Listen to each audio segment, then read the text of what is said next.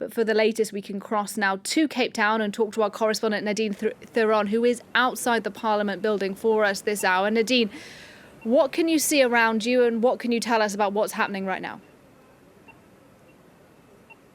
Well, behind me you'll see the new assembly where the Chamber of Parliament is engulfed in flames again.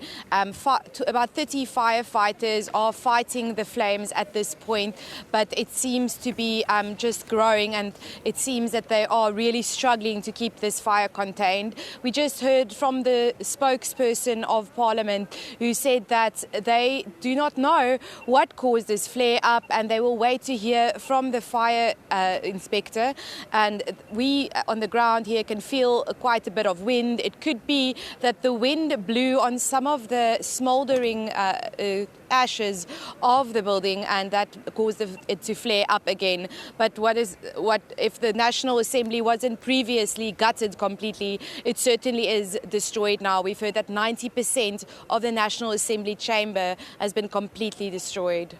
And I mentioned that individual, Nadine, who's been arrested in connection with all of this. Do we know at this stage what his apparent motive was?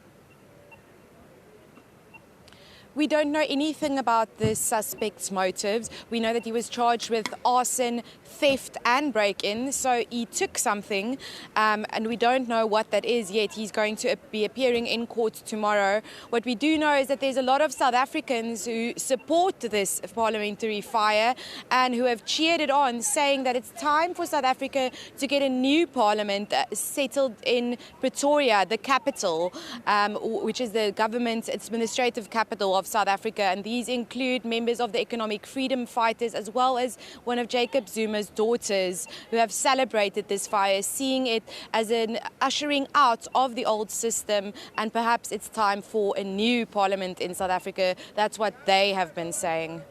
Nadine Theron for us in Cape Town. Thanks very much indeed for your reporting. We'll obviously be watching this story closely and we'll see what happens tomorrow when that suspect appears in court.